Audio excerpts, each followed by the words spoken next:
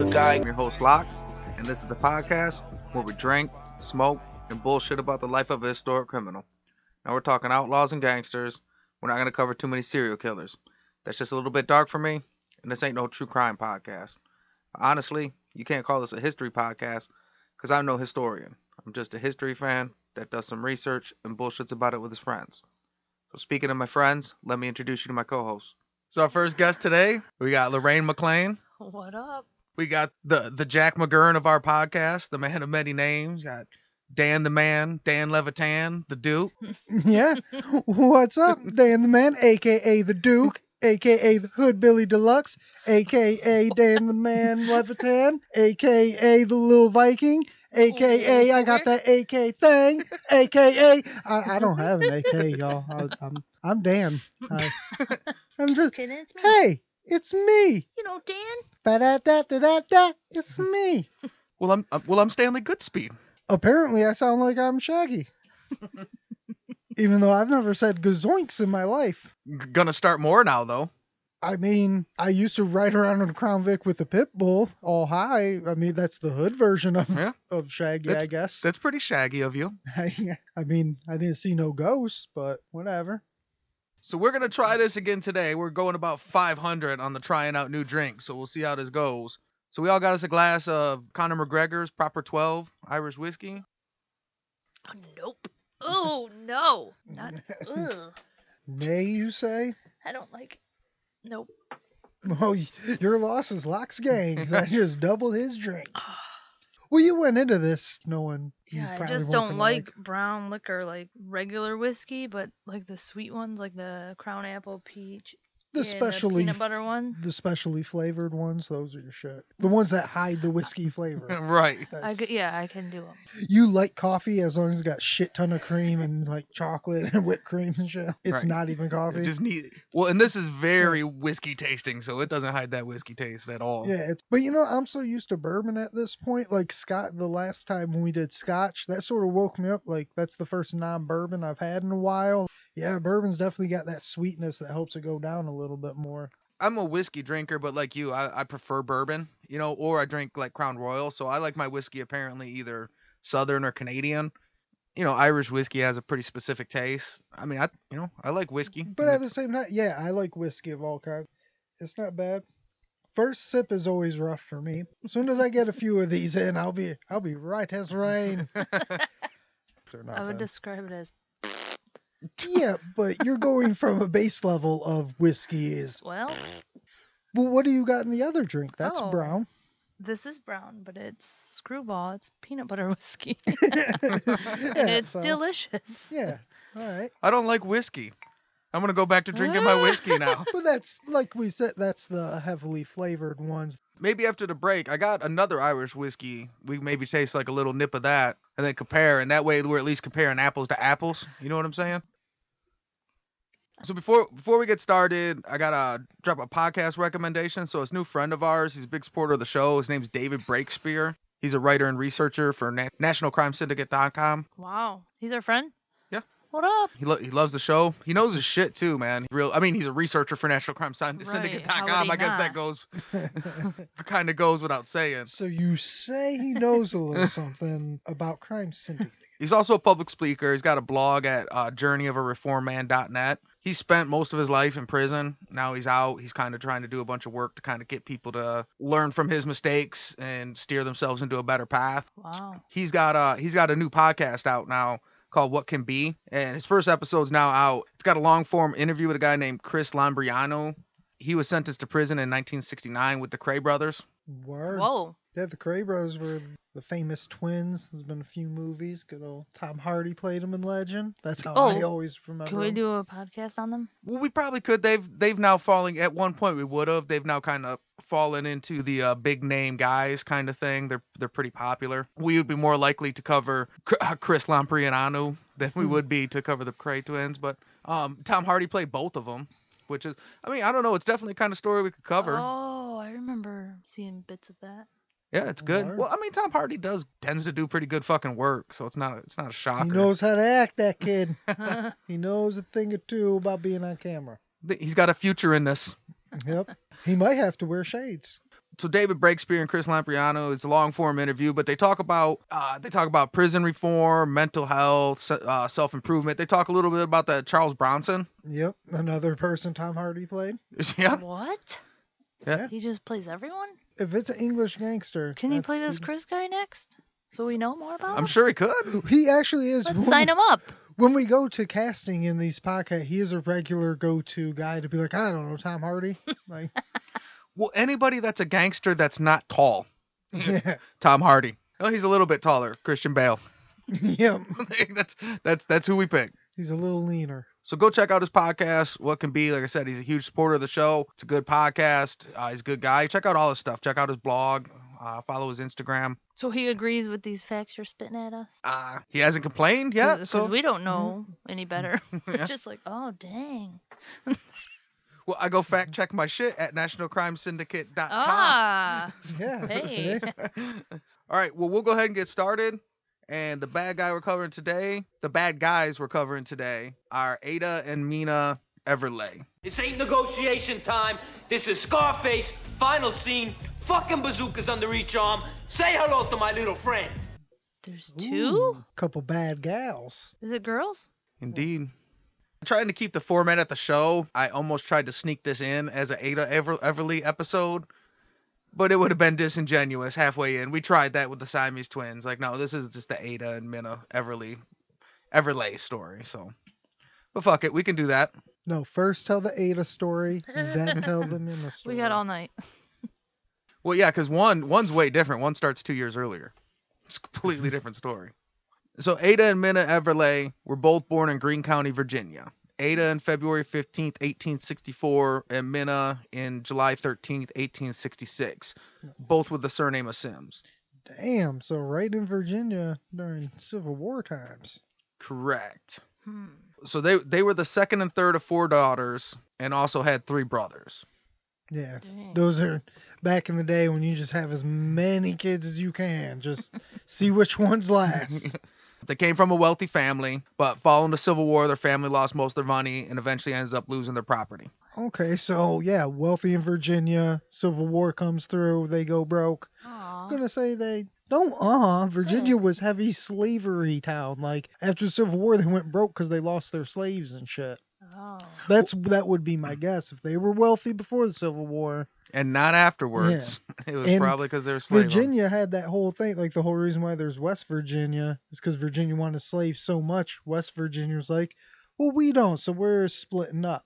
So if you're in Virginia, you were definitely for slavery so much that you divided your state over it. Well, and actually, I wrote they eventually lost their property. They actually lost their plantation. Yeah, I'm assuming they're probably slave owners. I don't know that for sure, but yeah, they're from Virginia. This is a whole lot of assumptions, but 1 and 2 sometimes equals 5. You know what I mean? By the time they're 8 and 10 years old, their mom and both the other sisters have passed away. Damn. What? This is Vagina Survivor. They're winning. Wait, so they don't have an AKA? We can't guess what their criminal activity would be. They're AKA, I don't know, AKA Ada and Minna Sims? That's their We're gonna come maiden up name. by the end of this. That's our goal. We're gonna come up with some AKAs for them. Okay. We got a mission, Lorraine. Because the Everleighs would technically be their AKA. Oh, That's not. That's okay. just their name. No, It's- they're Sim. Yeah, they're Ada and Oh. Minna Sims. Well, their first Well, that's A- what they were born, Oh. anyways. their first AKA is Vagina Survivors. Vaginas. That sounds All like right. they survived one of the weirdest attacks ever. It was like a Watchmen, but vaginas. Birth is hard, even for the baby. For people that know the Watchmen reference, that was good. Uh, So that's a great joke for like 4 of you. So Minna eventually marries a man by the last name of Lester, and soon after that, Ada marries her brother, or his brother. What? Okay. Marries his brother. His brother. So now 2 sisters are married to 2 brothers. Right. So they're both Lester the molesters. Yeah, they're both Lesters. Don't get too caught. We're not sure whether or not they're molesters. Let's be fair. We don't need to get too caught up on it because Minna's husband eventually becomes abusive. Both sisters divorce their husbands, and they run away and join a traveling theater troupe. I love Okay. it. So wait, which one got married first? Mina. Minna, Minna. the little sister. And that's the one whose husband was abusive. And Yes. The they- other one was like, So the older sister is just following like, oh, you're gonna marry that dude? Let me marry your brother. Oh, you're divorcing? Well, I guess I'm gonna leave too. Like she's just doing whatever. And see, I don't know if it's ageist Theater. or what, but if it was the younger sister following around the older one, it's still weird to be following her, but it makes more sense. For the older one to be following around the younger one seems weirder to me, and I don't know why that is exactly. It just is. The father passes away, and they do end up getting an inheritance of $35,000.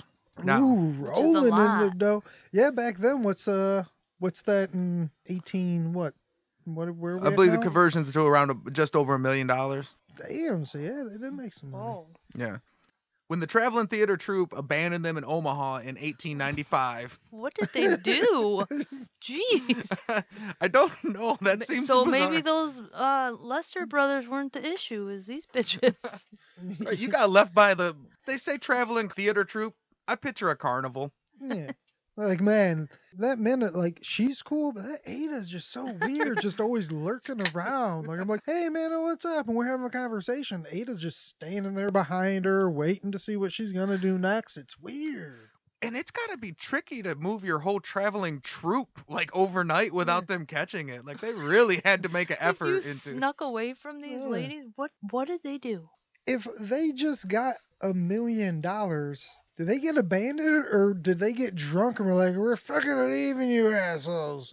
While they were abandoned, they decided to take that investment and use it to build a brothel. Hell All yeah, right. they're in it. Now we know. See, they are vagina survivors. Now they're going to be vagina thrivers. Thrivers. The both of them changed their last names to Everleigh after their grandmother's signature way of ending letters, where she'd always put Everleigh yours. Okay. Wow. Cute. Okay. So you think it's Moved to pronounced? Omaha, opened a brothel, and changed their name to the Everleighs. Yep. You think it's pronounced Everleigh? It's not. Oh. We're going to start slanging hookers and we're going to change our name in honor of Nana. So the brothel becomes super successful. And then in Omaha, at the time, the Trans-Mississippi International Exposition was set to be held in Omaha. The Trans-Mississippi International Exposition was a World's Fair held in Omaha, Nebraska from June 1st to November 1st to 1898. So the goal was to showcase the development of the entire West, from the Mississippi River to the Pacific Coast. Wow. There's going to be 2.6 million people in Omaha to see over 4,062 exhibits during 5 months of the expo. And they're going to be down there hooking. Someone's going to have to spend some time with these guys. Hey, that sounds like Vegas. You think they're the only brothel around or in the area? Well, there was other brothels in Omaha, so what they did was they already had a super successful brothel, so they decided to open a second one closer to where the exposition grounds were going to be. And it was kind of a risky opportunity at the time, but they thought, hey, we think this is going to be a big thing. We're going to put the second brothel down there. A little satellite brothel out there closer to The the pop-up fucking shop. action. Yeah. You see this thing they're doing. So like it was basically like to show off like, hey, look, we tamed the West. The West is ours now. Let's just all move out here. It's cool. But it was also like people showing off inventions and shit. Like you see they were doing this. They're trying to make it like a Venice Canal. They got like swan boats and shit. Here, we have a swan boat. You can pedal and it moves forward and it is great. Here, we have a crazy light bulb thing. It illuminates. And here we have a woman's vagina. If you walk in that tent, you can fuck her for a dime. For a dime. See how well we've tamed the West? We have got pussy on tap. You know, they still to this day, they say wherever the Super Bowl goes into town, the best escorts from all over the world and the strippers and stuff like that, they go to, whether it's in Miami or whatever, wherever the Super Bowl's going, they all go there and just spend like Super Bowl week there. It's kind of the similar setup. But so imagine if the Super Bowl was for 5 months. The decision pays off. By the end of the expo, they had more than doubled their initial investment. Damn. How So the hell did... sex sells. I guess. They got a shitload of money and they decide that, well, once the expo's over, you know, I mean, the expo is a big thing. Once that's over, they're just in Omaha. So they decide they want to set up shop in like a better spot. They sell both the locations and they use the profits they traveled from major cities, researching the brothel business models and scouting cities that had high-end clientele but no high-end establishments. We're just sort of bullet pointing their stage by stage what they've gone through, but what are these ladies' stories? Like, how do they go from just married off to these dudes, getting their head to just like the best madams this side of the Mississippi. Like, maybe that's why he would beat her, is because she was hooking around. well, she's not even the hooker; she's running the brothels. But like, now they're she knows business she's- women. Like, that's what I'm saying. Like, she's got good business sense. Like, she is on. Well, I say she, like, it's just, I'm assuming it's the one and the other one's just following her around. The other one's the But- instigator. Yeah, the other one's just the enforcer.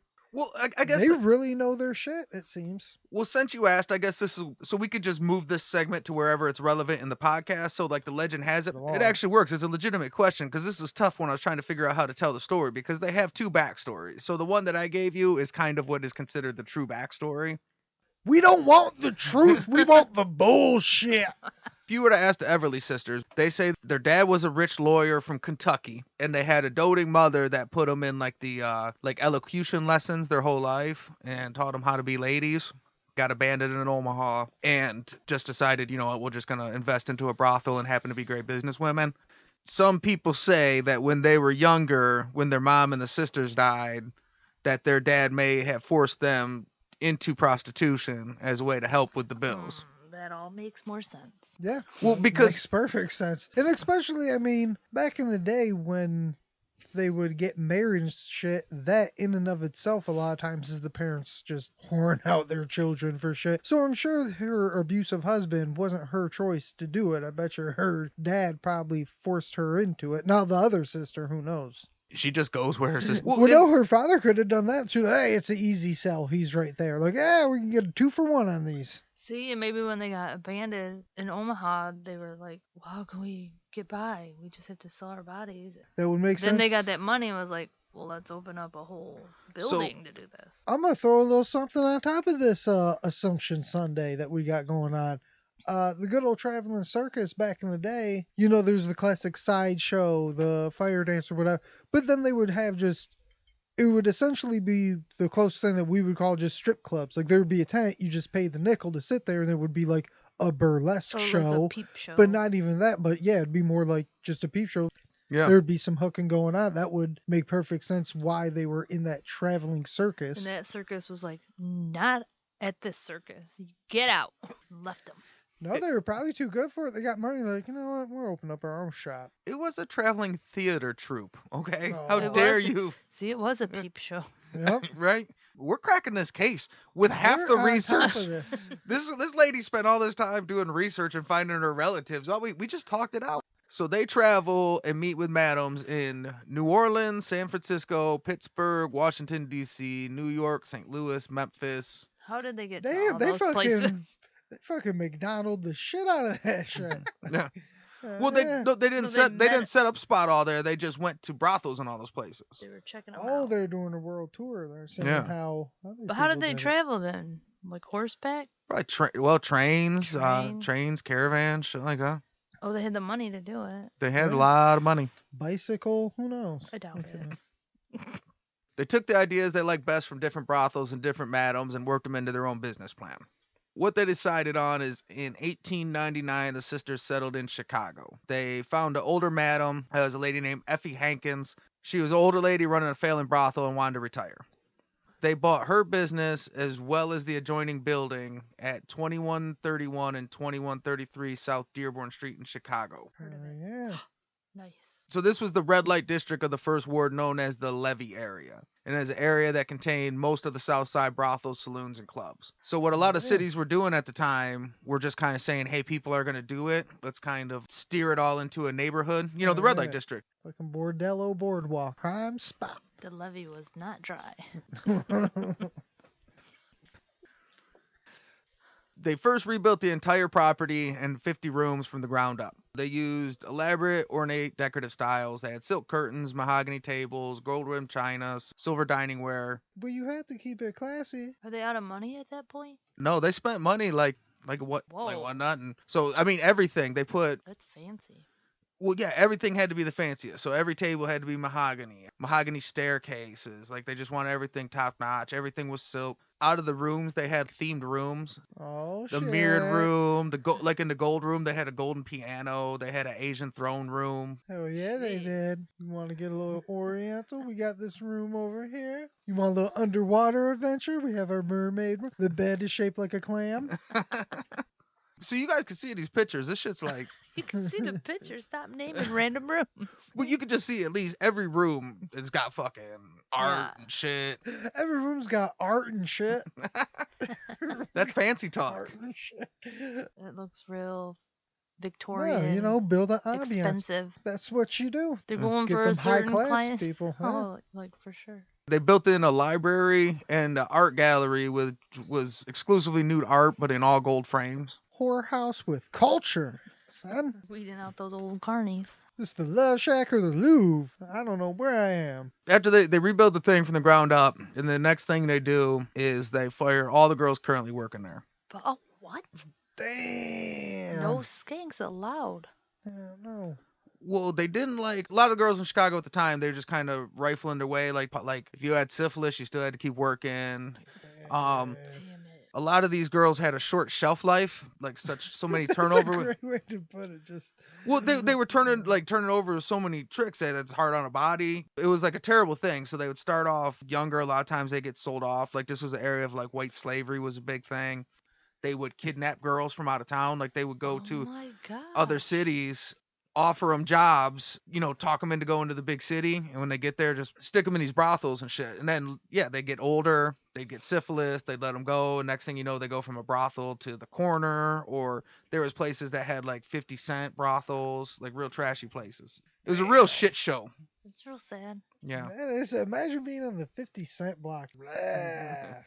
They recruited girls, the best girls from their Omaha brothels, and then reached back out to these girls that they had met like all over the country. So they reached out to the best girls all across America to bring in. And Ada personally interviewed every girl herself. She did a casting couch?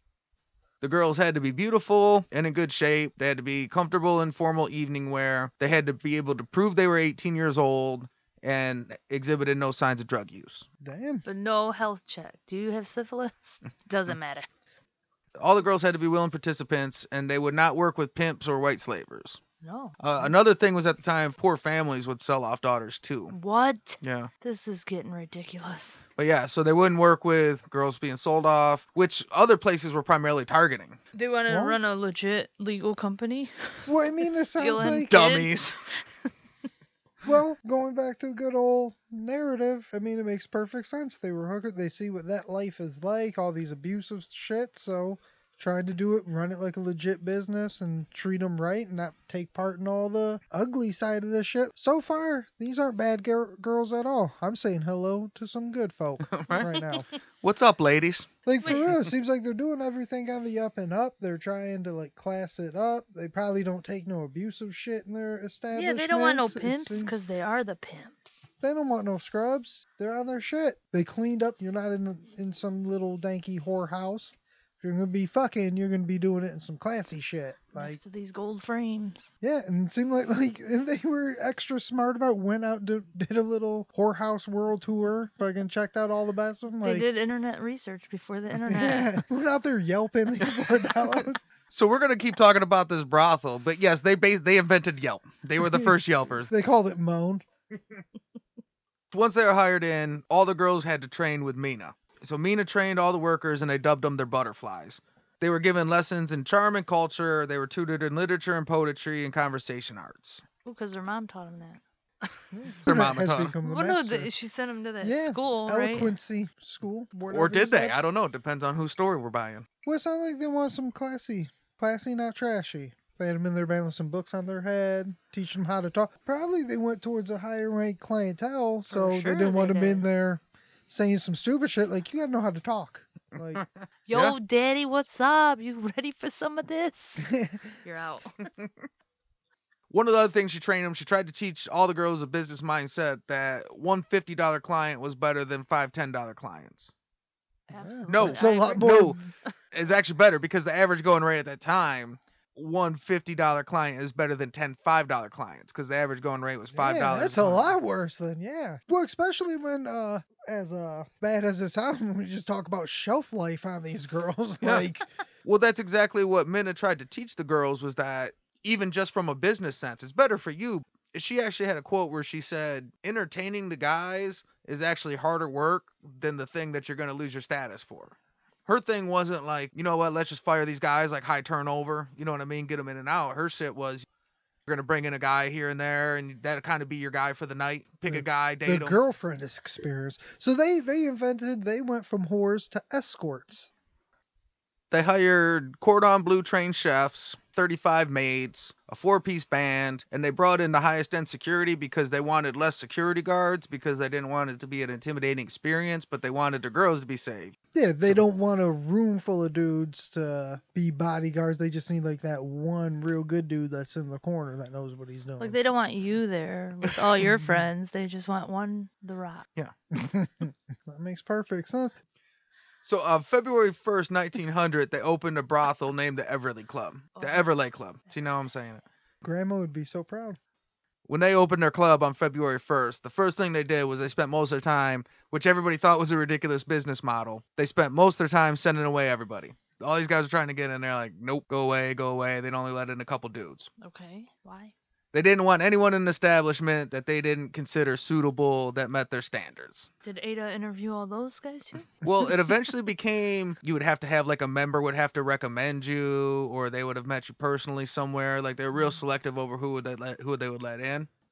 There was a quote from an author, Karen Abbott. Karen Abbott wrote a book about the Everleigh sisters, so she's like kind of the official expert on it.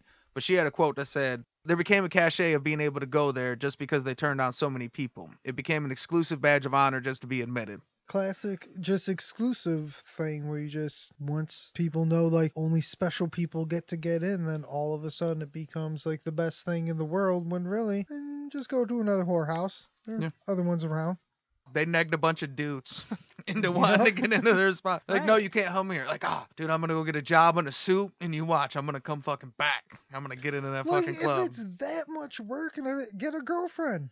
So Ada handled the finances as well as the hiring, firing, and building renovations and payoffs. At one point, she identified Big Jim Colosimo as an early on collections man for the payoffs to the local aldermans. Big Jim would eventually run his own brothel and become a powerful racketeer. Eventually, he would bring his nephew, Johnny Torrio, from Brooklyn to help run his growing operation. The aldermans for the First Ward area were Michael Kenna, a.k.a. Hinky Dink. Hinky Dink. Yeah. So that's the little guy over here. Is Hinky yes, Dink. it is. Now, he looks like a Hinky hinky Dink. dink. See, Fuck yeah, he's hinky dink. this picture been up here so long, you didn't need any more explanation. The second I said one of these two dudes is named Hinky Dink. Oh, dude, I'm calling someone hinky dink this week. See, finally we get into some AKAs. That's a good one. Hinky Dink.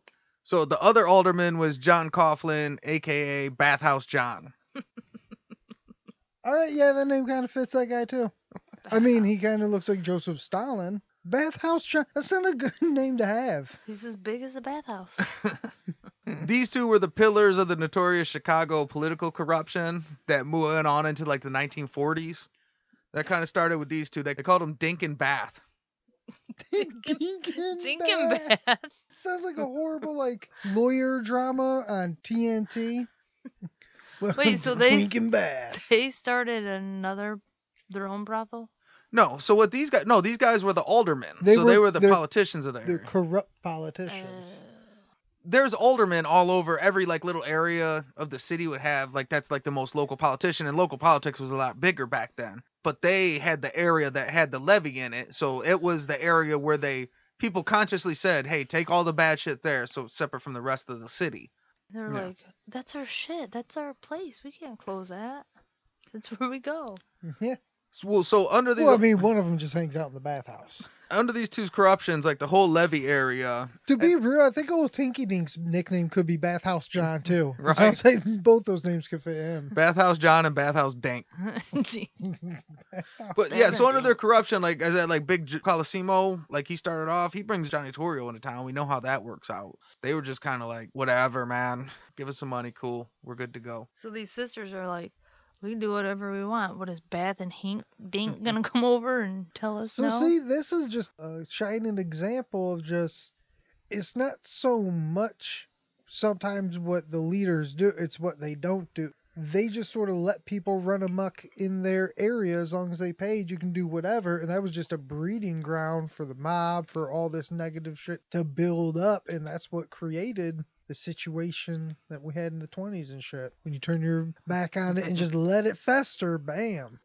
In addition to training new butterflies, Minna was in charge of guest hospitality. I forgot all about the meme butterflies. Sugar, baby. So that was her gig.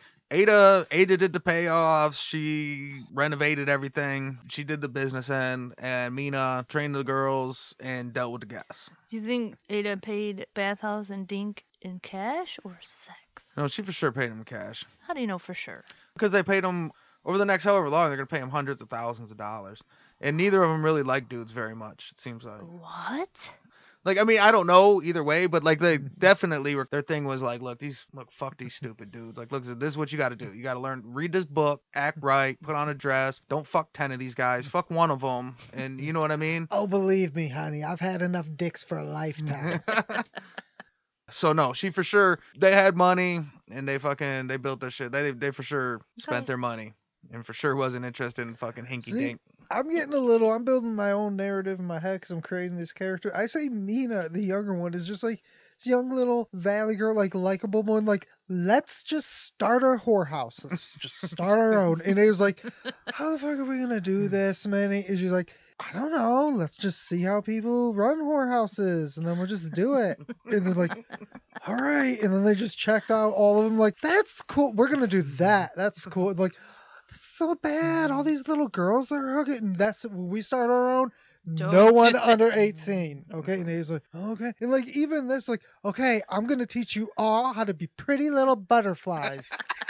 Okay. Everyone we're going to learn poetry. We're going to hang out. Ada, we need to refurbish. And he was like, fuck, okay, I'll pay off the politicians. I'll renovate shit, whatever. I mean, he's like, okay, I'm going to teach them some piano.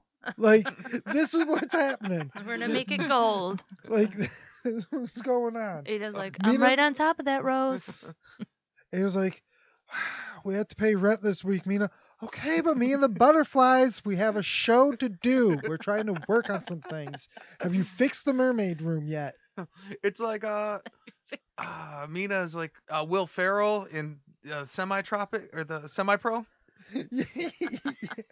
He's trying to work on the halftime show and shit. Yeah. And Woody Harrelson's like, dude, we got to play a basketball game. That's it. That's what's going on right now. So before we even get there, the Everleigh sisters should be played by Will Ferrell and Woody Harrelson.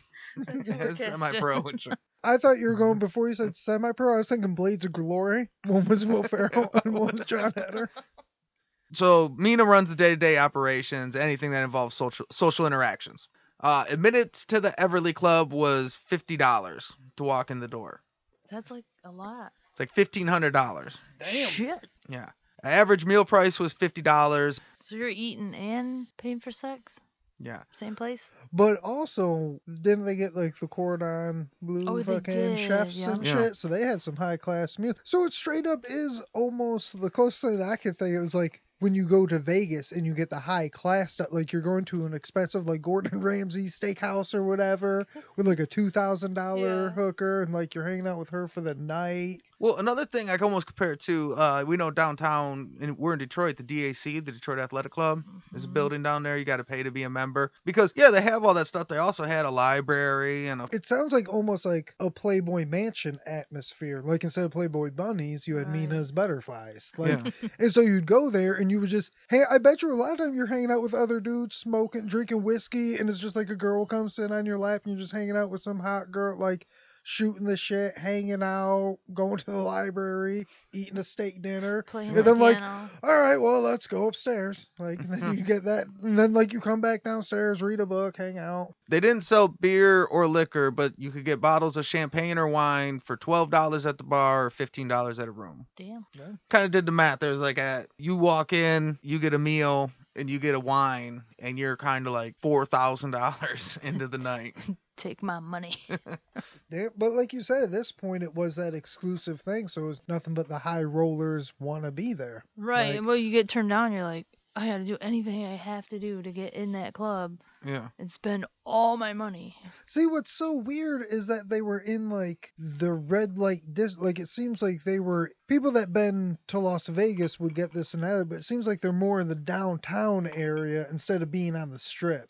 The strip is where all the nice casinos are at and everything. Then downtown are where the more broke ones are. That's where we just see homeless people banging on the sidewalk. That's where the Detroit casino's at in Las Well, but Vegas. that was the like- original strip.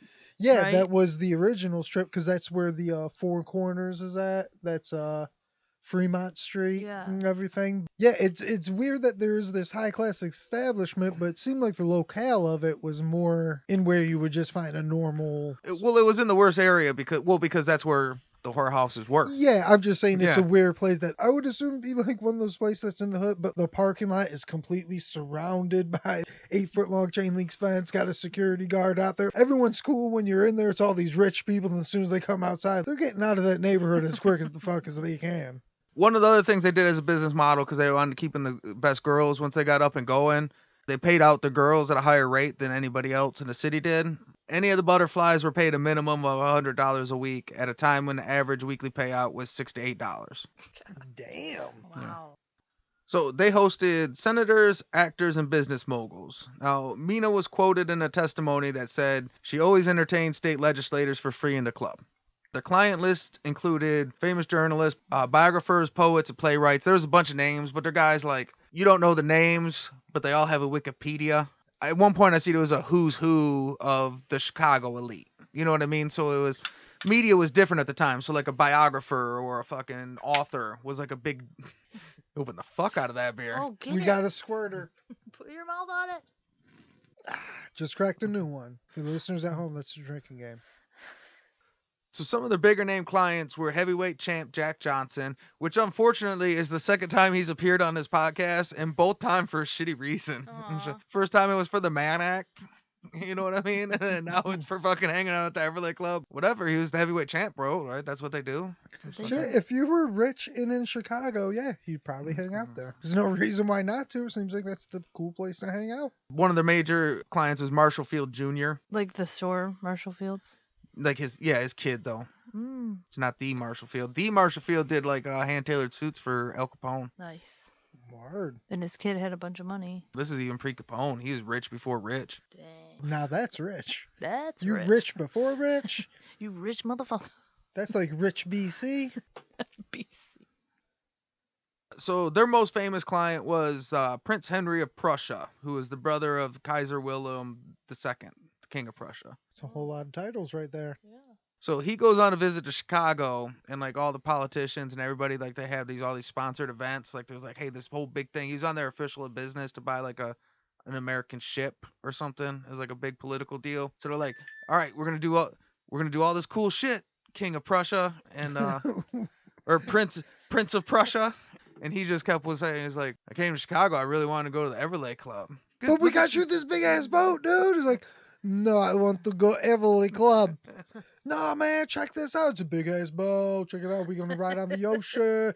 Prince, we're gonna be out here. No, I want to go Everleigh Club.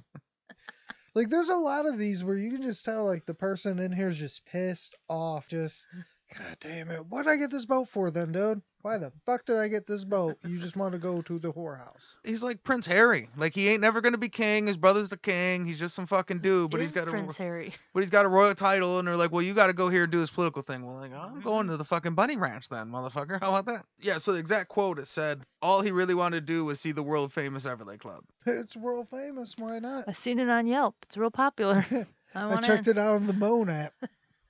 It's got very good reviews, 5-star. They say I went in. mermaid room superb. Really make feel like under ocean. They gave him his wish on March 3rd, 1902. The Everleigh sisters rolled out the red carpet for him. Minna scheduled a wild event, including dramatic recreations of Greek tragedies and wild dance routines.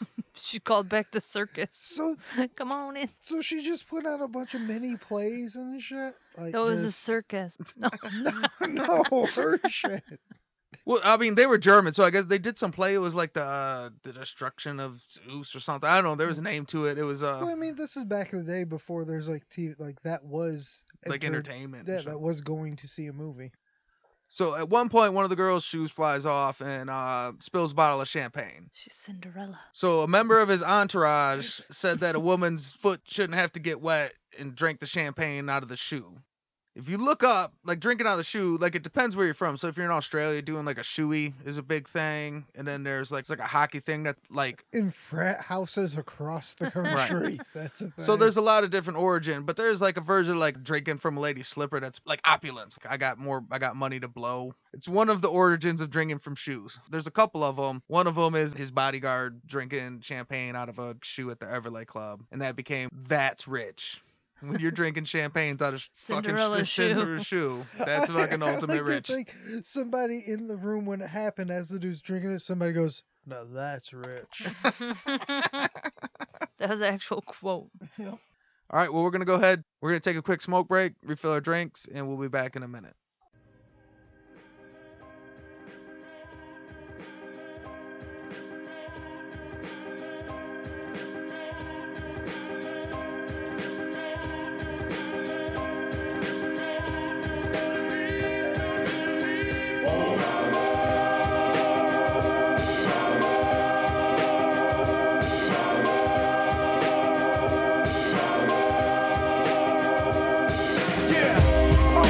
Concrete and solid as the truncated snare on a drum beat. Solid as the sound of gun claps in the cross streets. We puffin' on the smoke of genocide and we all chief. More solid than Nostradamus' ominous forecast. I'm spitting in all caps, you listen it all fast. I'm talking about airstrikes, ranks, mines, missiles, tanks, kids in bandanas and masks, waving pistols and max. We'll overthrow the government one day. Matter of fact, grab a gun, we'll see you next Sunday. I'm the antithesis of conformity. I can weather the storm like the beach in Normandy. I'ma ring the alarm like my blood is thicker than boat rope, thicker than a brick, put the game in a chokehold, thicker than the water under refugees' hope floats. I'm thicker than the cake in the Dominicans' coke notes. Yeah, my soul is darker than warfare and heavy as the chassis on a 62 Corvair. Slipping through the cracks, you know the system ain't all fair. I had to steal a 50 just to get me some bus fare. I'm out of here.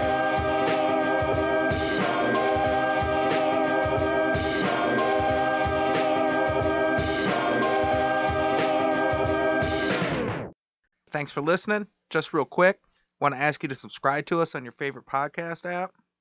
Go to Apple iTunes, give us a 5-star rating, and leave us a review, and we'll read it on the show. If you have any questions, comments, or a guy that you would recommend we cover, you can email us at sayhellotothabadguypodcast@gmail.com. We also want to thank Sixfo Sueno for letting us use his music in the intro. You can subscribe to him on YouTube, and also a friend of the show, Cancer. He's got an art, photography, and graphic design page at Eyes Bleed Defiance on Instagram. You can see a lot of his work, including our cover art, which he designed. And he also performed the mid-show song, Blood, from his album, Grenades, Pistols, and Rape Whistles. Now back to the show. All right, we're back. Back in the saddle again. Good harmony. Well, how about a tangent with your harmony? Randy Couture came out after retiring, after a former light heavyweight champion, he came out and challenged Tim Sylvia for a heavyweight title fight and came out back in the saddle again. Yeah. It was so fucking dope. And Word. then he sent me a video email after that. Word. Hey girl, how you doing? He slid in your DMs. All day, every day. We gonna go to the mermaid room. He's gonna drink out my shoe. Sip, sip, out my slip. Some would say that's the sign of decadence. Well, I mean, you look at Randy Couture's ears, you think, decadence. Look like a decadent dude. We only need one bodyguard here. Randy Couture. For a shot, we tried the proper 12 Irish whiskey. Now, this is Tullamore Dew, which is kind of like a Crown Royal. It's not a realm in a Lord of the Rings book. I come from Tullamore Dew. So we'll see what's. But what is this Irish whiskey? Yeah, it's Irish It's whiskey. another Irish one. Yeah. I think I prefer the Tullamore Dew to the. Yeah, Proper I 12? definitely do. This one actually ain't bad at all. Son of a bitch. Now I gotta try it. It is smooth. It don't have like an afterburn Fuck you. at all. Do you? Well, you're probably It a is- lot more Hold on. sensitive than It we is are. way better, but it's still. Still got that burn. So we left off. Mina's throwing big badass plays and dance shows for Prussian princes and shit. The prince is coming to town. We have to work with to get this play together. We're gonna dance. We're gonna sing. And Ada's just like, dude, the prince is coming. You can't fuck this up. We totes have to do a play for the prince. He's coming to town. And he was like, fuck, you know how much security we need for a prince? Who cares? Girls learned Shakespeare. We're putting on a play. The good news is the Prince of Prussia fucking loved it. Oh my god, that party was so lit. Lit. I'm gonna take a selfie with the Prince of Persia. Put this on my Instagram. Oh shit. They didn't have Instagram then? Mina was the original fucking Instagram girl and OMG.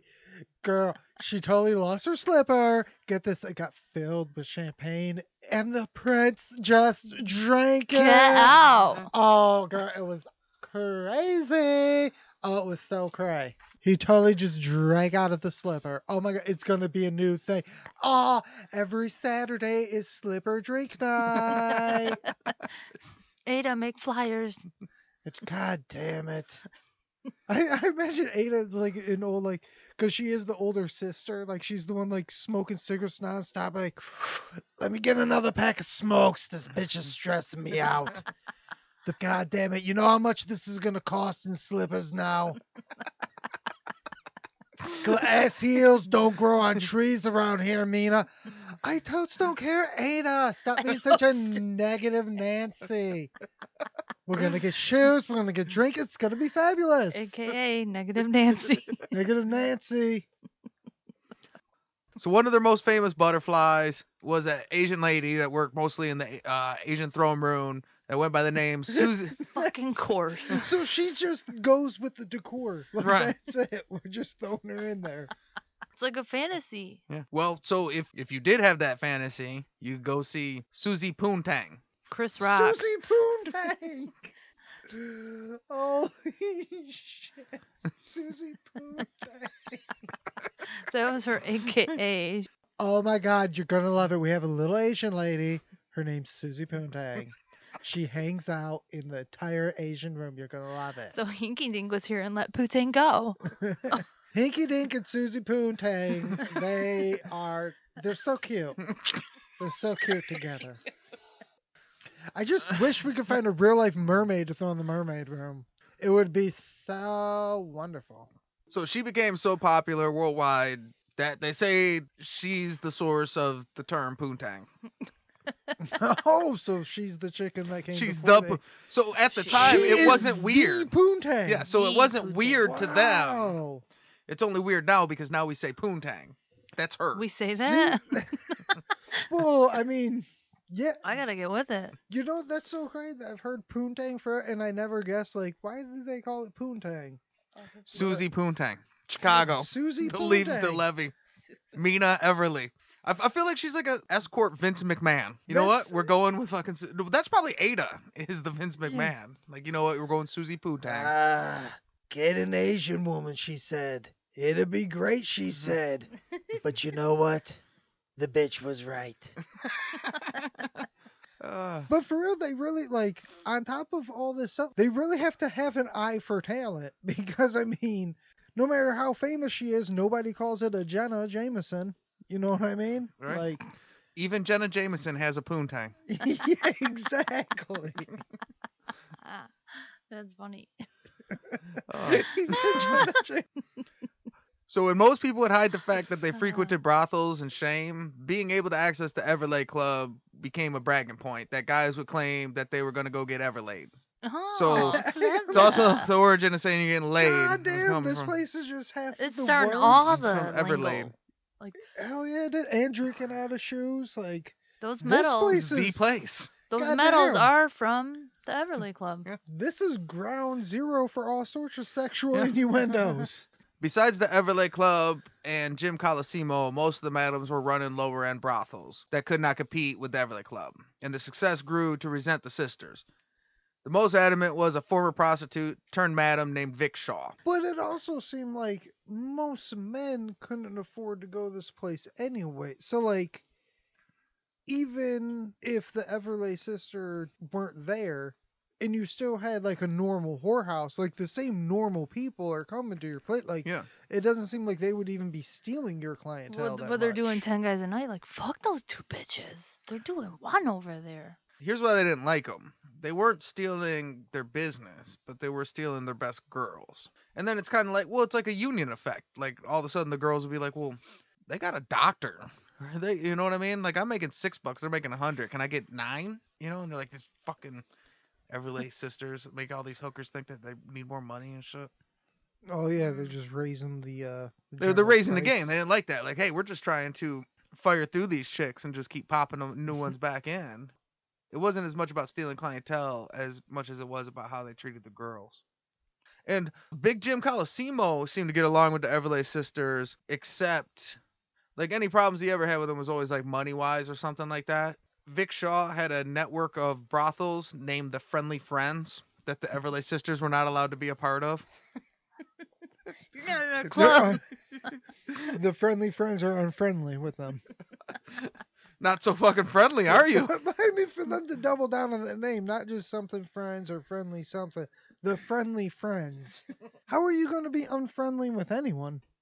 So But wait, what is the friendly friends? What is this group? it's a network of brothels. So like the like They most of call them. friendly Yeah. friends. So it Is was that like not- all the top madams in the area, and they would just get their I don't know. They'd get together and not let the Everleigh sisters hang out with them. I don't even care if they don't want to hang out with us, Ada. We have our own cool place. They're so jelly. On November 22nd, 1905, Marshall Field Jr. is found shot in his home from a wound that he eventually ends up dying from a couple days later. He says he shot himself while he was cleaning his gun, and he dropped it and shot himself. Vic Shaw reported to police that the shooting occurred at the Everleigh Club and that one of the butterflies had shot him and that the sisters covered it up. And Hinky Dink had their back. Yep. It was never proven, but it is commonly thought that he was shot by another patron while gambling and that the Everleigh sisters had him removed, that he didn't want to be found dead in a brothel, that it'd be bad for his family name. So he asked to get taken back to his house and that he would just say it happened at his house or whatever. Oh. Well, See, I get it. Shortly after that, tracks. gambling was banned at the Everleigh Club. no more gambling. People are dying. My pretty butterflies aren't fluttering. We all loved Little Marshall, okay? They're not gonna ban guns or nothing. Just no more gambling. No more gambling. Vic Shaw tried to frame the sisters for murder again by stashing the body of a murder victim named Matt Moore in their furnace and reporting it to the police. What the heck? So she just, So she had help because she didn't move some dead body there by herself. just dumping dead bodies in there like, hey, I'd like to report a body.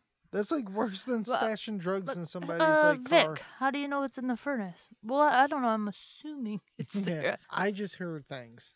After it got reported to the police, a disgruntled Vic Shaw employee gave the sisters a heads up about the plan and no body was ever found on the premises. They took care of that shit. Bathhouse, we need you. Come get this body. Somebody's got to get this body out of the furnace, okay? And Hinky Dink cannot do it. Yeah. In 1910, the Chicago Vice Committee, backed by a conservative culture swing at the time, began to try to eliminate prostitution in the Livy area. The Everleigh Club was more difficult than most of the brothels because it didn't bring the normal violence and disease that most other brothels did, and they had like an exclusive clientele. So they bought off the right people were members there. I mean, other places were like gross and everybody's getting sick and they're killing each other. You Yeah. know what I mean? And Syphilis Central. Bogarts, you're shut down. Flight Club, you're good. so eventually, Well, I mean, really, when you think about all horror, like when you see those, like what you think about like a 1800s or early 1900s whorehouse, yeah, that's probably gross. Like, shut that place down. But like this place seems ultra classy. Like, all right, you guys are good. You guys are cool. I guess they got so cocky they eventually started even printing out pamphlets with flyers to promote the club. See, I keep on making the Vegas comparison. This is straight Vegas now. Mayor Carter Harrison Jr., he's like a career Chicago politician. He gets reelected into mayor in April 17, 1911. Now, he'd actually been mayor before and then wasn't for a term and then got reelected as mayor. He took a summer Took a off. sabbatical. You know. He got furious that they not only wouldn't comply, but they were fucking handing out flyers and shit. Where do these whores get off? Even though they had the highest political connections, he made closing the Everleigh Club his top priority. There's always that one.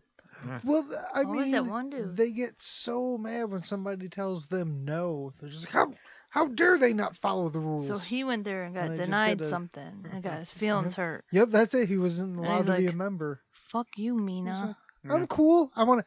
That guy's a dork. Have you seen him? He wears a bow tie. He is not coming in here.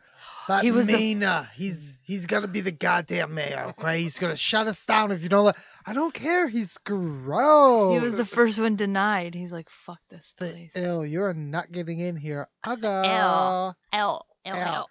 Let him in, Mina. We're gonna have problems if you don't. I don't care. I don't like him. I don't like him. He brings the whole vibe down in here. Okay. Even though at this point they committed hundreds of $1,000s to paying off Hink and Bath, they were now under substantial scrutiny.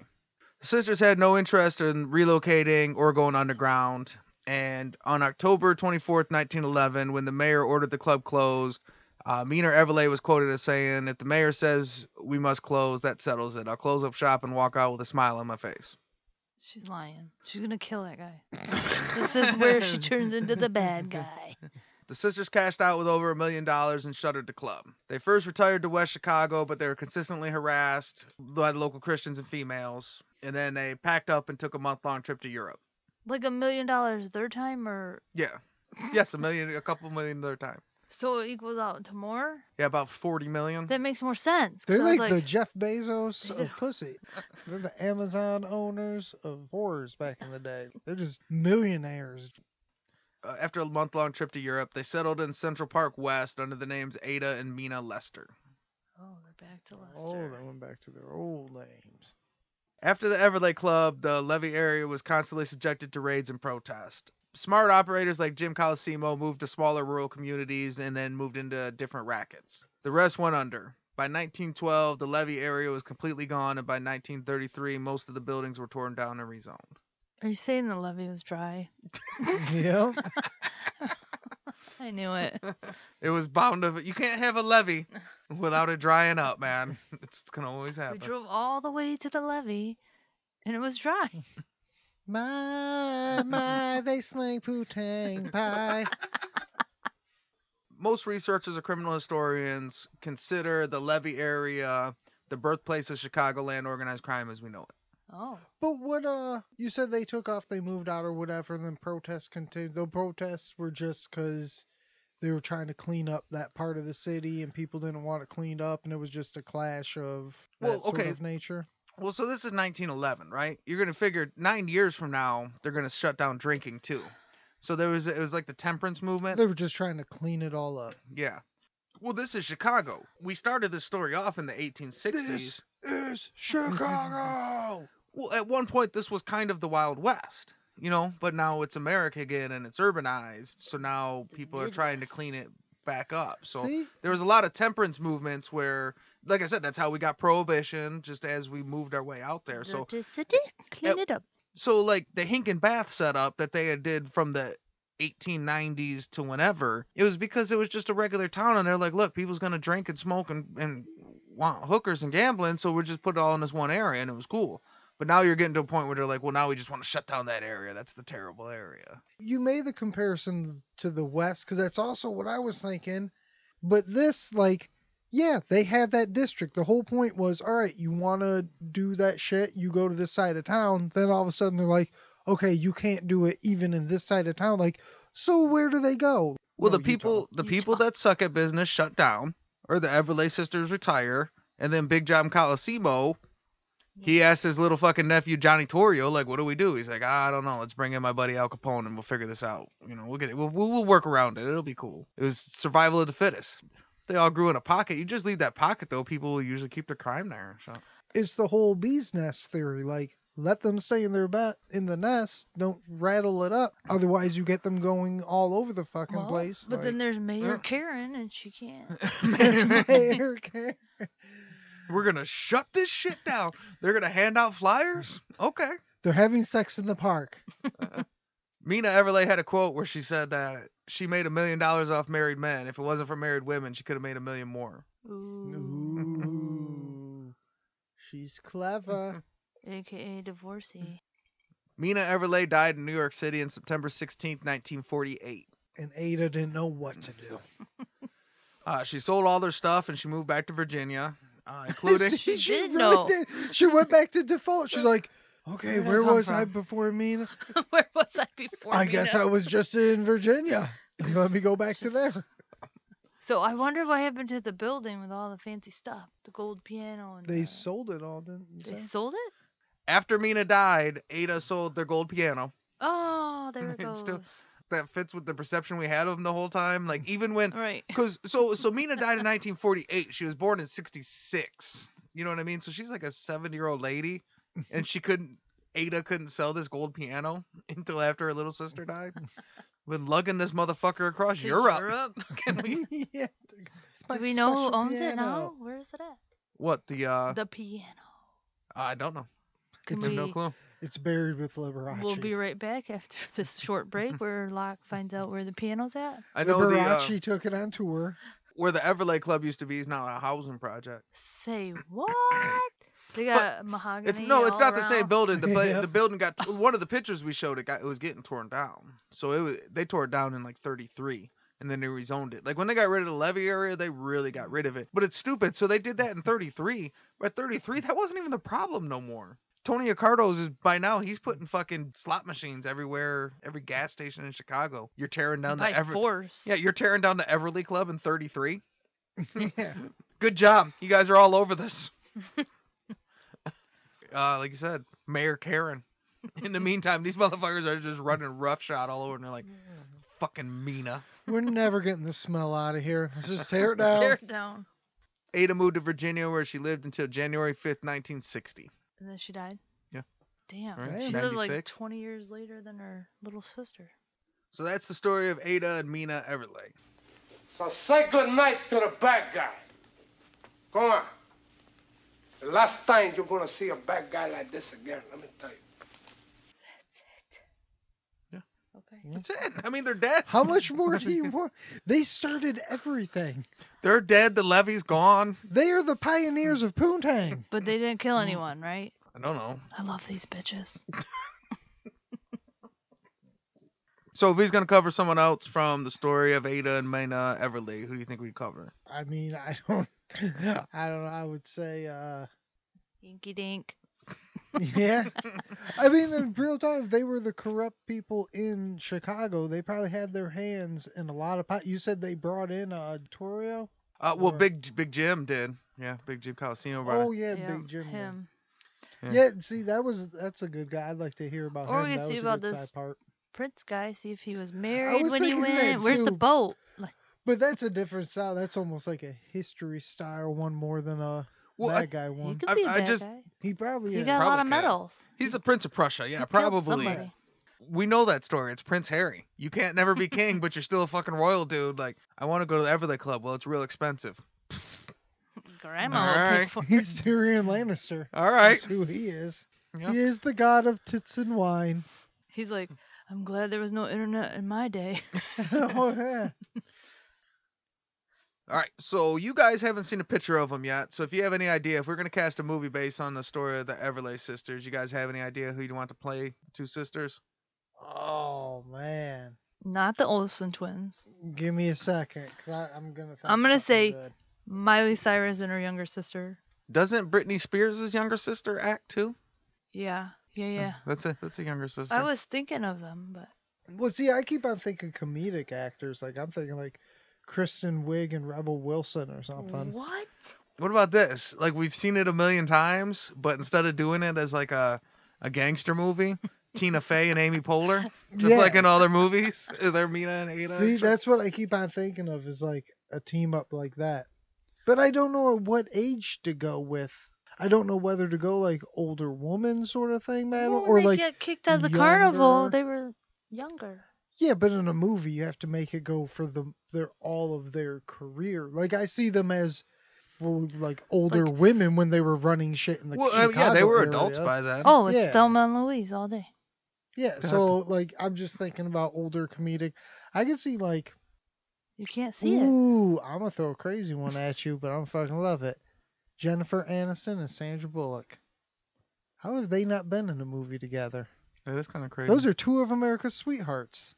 Miley Cyrus, though, is a whorehouse actor. So here's a picture of Ada and Minna Everleigh. excited. Man, they look a lot like the Prince of Persia. What? So this is Ada on the left. Oh, I should have made you guys guess. No, they kind of look like twins. For sure, looks like the same chick. I know who it looks just like with a different wig. Who? Carrie Underwood. Look at that nose. I kind of see it on the one on the right. Except they look the same. So But you see it on both. it doesn't look exactly like them or whatever, but I was just thinking, what about Rachel Weisz and Emma Blunt? Who's Rachel Weisz? Rachel Weisz, she was in The Mummy, she's in The Fountain, she's in Okay. The Favorite. She's in a bunch of shit. If she's, I guarantee if you look it up, you're like, oh, her, you know. No, I'm going. And then Emma Blunt, you know who Emma Yeah. Blunt is? Yeah. From A Quiet Place and all that? Those two. I'm going Miley Cyrus and Carrie Underwood. That'd be fun. So here's the other picture we got of the Everleigh sisters. It's It'd be a not real good time. pictures. These are pictures that they had commissioned when they were in Omaha. I know those collars be popping. That's real. Okay, those Come are, on. get your money back.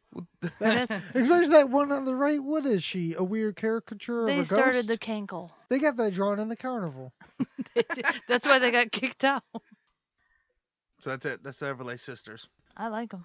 So now we gotta do the DEFCON scale. Standard DEFCON scale is 5 to 1, 5 being the lowest, 1 being the highest. On the Bad Guy podcast, nobody's a good guy. They're all criminals. So 5 is Lee Murray, who's like crack dealing, kidnapping, bank robber. At 1, you have the Purple Gang, who's got multiple massacres, multiple gang wars, and they're killing people on the street. On a scale of Lee Murray to the Purple Gang, where do you put Ada and Minna Everleigh? They're a 6. They're not even on the scale. They're 5. They're not even bad guys. They were so kind and nice and very well spoken. They were great gals. What do you think? Smart. They're just coming up some ladies in the puss game, living in the fast lane. For real. No, they're like a 7, 8, 9. Like there's nothing 7, bad 8, about them 9? at all. I mean, the only thing is that they ran a whorehouse, which technically Whatever. illegal and all that. But like, yeah, that's Not the really. oldest game in the book. If we allude to it before, like you push them into this area where if they were out west or just earlier, they were at the expo singing that shit. That shit was legal. From like June to November. It was legal. yeah, Yeah, I no. mean they didn't. Yeah, they just happened to get into that business and they ran it good. It They seems were like they so had good at it, and then people call them bad. They were so good at it. And then they call them bad. Like, no. I mean, this is another example of one that it's a 5.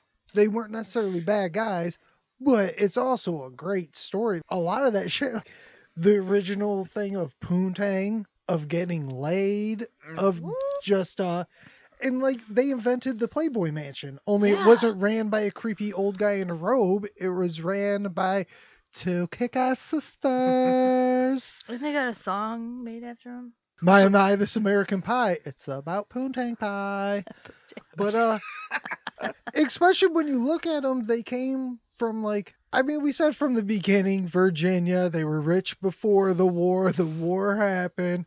They were young, poor girls that, in some cases, assumptions, they were whored out and shit and became hookers, and then just decided, you know what, this isn't the right business. But if women have to whore themselves out, we're gonna make a better place for them. It seems like some of the other madams that were in that situation went the opposite direction and just did, oh, that's how I did it. You'll learn. They were like, no, we're gonna do a better setup.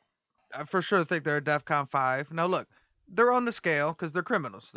This podcast is about criminals, and they ran a brothel. That's a crime.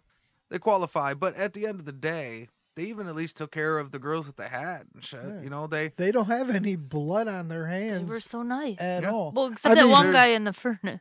No, that wasn't them. That was the Like some- madam. yeah. Threw But they them got in rid there. of him. Yeah, but I'm just saying, like, they never killed anybody or nothing. Like, they did nothing. Well, see, and that's what I'm saying. Yeah, they're dabbling in the crime area of life. It's what they do. But even you see when it got to be real crime, Big Jim Colosimo calls in Johnny Torrio and starts a fucking gang. And they were like, we're done. Like they bowed out before. And you notice when they bowed out, the whole levy just dried up after that. Like, all right, fuck this whole thing. I love how the love you tried out. Is just but also, I mean, to that point, they had gambling. The second someone got shot, they're like, all right, shut it down. No more gambling. See, they're like, And you know, they had to have made some money off that gambling, too. Like, they're with trying to this- think of how they're getting rated on this podcast. They're like, nope, no more gambling. We can't be nothing but a Ada, 5. I swear to God, Ada, if we are above a DEFCON 5, I'm going to lose my shit. Man, I don't know why you're even worried about it. We're fine. We got rid of the body in the furnace. They don't even know about it. We're definitely a DEFCON 5. You're going to hear Dave Chappelle. All right? That's the Ada promise. They do the DEFCON scale. Dave Chappelle's going to say DEFCON 5. That's right. It's going to the streets. Hey, y'all, it's revolution up in this bitch. Set the alarm. DEFCON 5. I fucking told you. We're going to do some quick listener feedback. So first, we got a 5-star review. So you go to Oh, Apple yeah. iTunes, leave us a 5-star rating, leave a review. We'll read it on the air. Or you can email us at sayhello@gmail.com. But it better be a 5. If it's anything other, if it's a 4-star, you're not getting read. Yeah, just take that shit somewhere else. If it's less than a 5-star, we become illiterate immediately. We got a 5-star review from Birdman Tweet 1. Oh, Michael Keaton? It's got to be him. Clearly, it's him. It's Twitter, man. He's the Birdman. Twitter. It says, hilarious and informative. A great podcast to listen to when you want to learn about gangsters and feel like you're laughing with old friends. My favorite part of each episode is the drink roundup. I always want to grab a drink myself while I listen and literally laugh out loud. They're super informative, but keep everything entertaining and hilarious. Keep it up, guys. We will. Nice. No, we'll say Thanks, that's what we're getting at. Birdman. People want to get drunk and listen to this. That's why I want to start the drinking game. The drinking game. What does Birdman like to drink, though? The juice out of hummingbird feeders. What's his favorite? We could try it. Well, I mean, it's probably Lil Wayne's dad, right? That's Birdman. Probably. Yeah. So I mean, we go listen to his go listen to his music and figure it out and shit. Put some respect on my name. Is you finished or is you done? No, but that's a good hint that not hint, that's a good little thing. I don't know why I said hint. That you pointed out, like, yeah, if you guys got suggestions on drinks, I'm down to try different drinks. Not only like the whiskeys and those hard drinks, like some beers and Yeah. shit, if you guys know a lot of beer. Because like I've said numerous times on there, like I'm not a big craft guy, I just sort of got into it. But there's a lot of beers I don't know shit about. Well, there's that a I'd like to lot try that out. are local to other places that you've never even heard of. Right. Yeah, that's what I'm saying. So if you We got can't get it here. suggestions that, I mean, if you know whiskeys and all that sort of stuff, or not even whiskeys, but rums, I mean, we can expand what we're drinkers. If it's got some alcohol, we'll try it. But just a lot of different shit, not necessarily liquor, but beers and other drinks. I know Lorraine likes the different seltzer sort of drinks and shit. Yeah. I'm gonna try drinking out of a slipper next time. Oh, that should have been the theme drink. You guys show We up. should- There's little slippers on everybody's mic and shit. You would have had das Boot. That's what I was gonna say. We'll do it more of the German style with the boot. Well, I mean, he was the Prince of Prussia. That's, I'm gonna get a galash. So we also we got a comment from a listener, but it's about the Yves Trudeau episode. Like we all kind of know the mob stuff a little bit, but like most of the biker shit, only know what I read. Somebody that knows the biker stuff a little bit more said, first comment, yes, it's called riding bitch. Second comment, stealing a bike of a rival club is damn near as bad as stealing the rag. Ooh. Well, all right, stealing their rag. I assume that means like Their Crip and blood shit, like stealing Like their their. colors. Their colors. So the rag would be fucking, see? So this is why research checks out because Yeah, see? so you Open it up. you give me feedback that is still like, well, fuck. Now I got to research the feedback. Like, that what's I already told you I don't know biker shit. So you're like, yeah, well, here's some more biker shit to look up. But yeah, the rag is their colors. So that would have to be pretty tough because I mean, in order to steal someone's rag, we probably have to beat that dude up and steal it off their fucking back, Like right? they're wearing it on their vest. That's what's so weird when the guy says, like, yeah, that would be as bad as... Like, I would say it the other way. Like, yeah, stealing someone's rag is as bad as stealing their bike. Like, I would... Like, yeah, stealing a rival guy's bike's bad. You know, steal people's bikes. Well, I think the difference is I think the bike is more, or the stealing their rag would be more symbolic. Like the bike is obviously it's more financial and it's more functional and it's and symbolic too. I would think that's stealing was your it, bike. Like, it's what makes you a biker. yeah, without Is that that, what bike. are you? You're just a dude in leather chaps. But your colors is on you. You have to physically take that from you. Yeah, that's like flag football. Yeah. Like you're down. What's that movie where they come out of a bar and they kick over the whole line of bikes like dominoes? That's been in a bunch of movies. Oh. That's a new. I think it's like a trope. That's a classic trope. Well, that's bad. Yeah. Well, Don't do that's that. bad. Bikers don't like that. Do that. Which biker movie didn't they do that? It wasn't even a biker movie Yeah. though. Which movie featuring bikes where the quintessential they go into a bar not knowing there's a biker bar and that happens to be a biker bar and they're like, oh no, this is in our area, and they get out of there and accidentally bump into a bike and then knock it all down. Did they do it in a Bronx Tale? Oh No, yes, they just- yes. Nah, that's But what he I was kicked thinking him of. over and shit. That- Yeah, they were. that's Yeah. what I was thinking of. She did say. I kick said over. kick him over like a But they domino. Yeah, the also Bronx beat Tale them they up smack- with yeah. bats and That's- shit. That was a whole biker They beatdown. taught that biker gang a lesson. They did. Yeah. Lessons were learned. But And knocking that their lesson, but they're knocking No, their you bikes can't over leave. was a big part of that lesson. Right. Well, yeah, they didn't Yeah. sleep on that. Like they did whoop their ass, but also here's your bike. Fuck your bikes. yeah. Let's go to point number 1. What was the question in that? I assuming riding bitch means Well, riding there was no behind. question. Yeah. Well. Right? Well. Okay. So when we were doing the podcast, one of the pictures on the Yves Trudeau podcast of 2 guys riding on a bike, and there's a dude on the back of a bike, and I don't really know, but I said I thought, I cheers the mic. but I said. I think in the biker world they call that riding bitch, and I don't know for sure, but I mean I feel like that's a thing, And right? then But it listener turns out that's said, yeah, yes. yeah. Biker Well, says that's what I said. biker says yes. That's riding bitch. I didn't even know that was a. I thought that was just universal. Yeah, it's riding bitch. Well, yeah, but I say that, but Oh. I don't know. I mean, I've never rode a bike, so He's what if no I'm just historian. yeah? What if I? He's no historian. Well, see, this is only one source. We need multiple sources. We need multiple. Is so it he in can fact riding bitch? so he can We need- bullshit with these. Yeah, we need These one more guys. biker to say, "Yup, that's riding bitch." We're making facts here, one at a time. Well, I don't know. We're pretty loose with it. We quoted a source. One was me. One was DC. So we called that 2 sources. So I mean, I don't know if you want to listen to our show. Hey, checks out. You can't say we're loose when we did a brothel episode. We keep it tight. Yeah. Yeah, tight. That's how you lose clients. Yeah. This ain't no 50-cent brothel. This is an Ada and Minna That fucking bitch joint. that threw the body in the furnace, yeah, that bitch kept it loose. We're 1 to All right? 10 over here. Right. All right. This is Say Hello to the Bad Guy. Bye bye.